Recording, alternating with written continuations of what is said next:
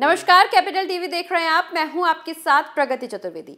UP में उपचुनाव के बाद अब निकाय चुनाव का जल्द ही ऐलान हो सकता है, लेकिन अब सभी पार्टियों की नजर लोकसभा चुनाव 2024 पर है।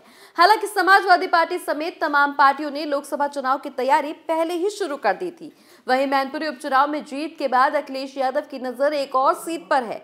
हाल ही में आ रहे अखिलेश के बयानों से इस बात की साफ झलक भी दिखाई दी है। कौन सी सीट पर अब अखिलेश दांव लगाने वाले हैं, इस रिपोर्ट में देखिए।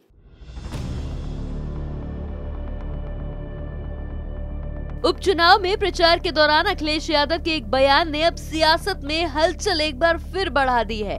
यूपी में हाल ही में खत्म हुए उपचुनाव में सपा की जीत से अखिलेश यादव फूले नहीं समा रहे। यही वजह है कि अखिलेश अक्सर अपने बयानों में कुछ ऐसा बोल जाते हैं जिससे उनकी मंशा साफ जाहिर हो जाती है।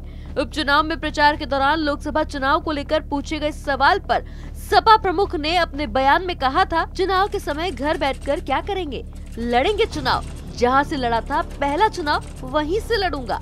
वैसे भी पार्टी है, तय करेगी कि चुनाव में क्या करना है। हमारी चुनावी रणनीति पार्टी की सहमति के आधार पर ही बनेगी। अब खास बात यह है कि अखिलेश यादव ने पहला लोकसभा चुनाव कन्नौज से ही लड़ा था। हालांकि बात यहीं खत्म नहीं होती। बीते दिनों अखिलेश यादव ने कन्नौज के बीजेपी सांसद के बयान पर जबरदस्त पलटवार भी किया था। वहीं कन्नौज को लेकर अखिलेश यादव के दिए गए बयान के बाद बीजेपी सांसद ने भी पलटवार किया। हालांकि अखिलेश यादव के बयानों और बीजेपी सांसद पर सीधे तौर पर कर रहे जुबानी हमलों ने अगले लोकसभा चुनाव को लेकर संकेतों को और स्पष्ट कर दिया है। ऐसे में अब राजनीतिक सलाहकारों की माने तो सपा प्रमुख का अगला टारगेट कन्नौज लोकसभा सीट है। इस सीट पर अखिलेश यादव का खास ध्यान है। हालांकि इस सीट पर अखिलेश यादव के अलावा डिम्पल यादव भी चुनाव लड़ चुकी हैं। ऐसे में सपा के सुरक्षित गढ़ों में शुमार कन्नौज को लोकसभा चुनावों के लिए खास माना जा रहा है। तो अखिलेश यादव ने अपने बयानों में ये जाहिर कर दिया है कि लोकसभा चुनाव में वो कन्नौज से चुनाव लड़ सकते हैं।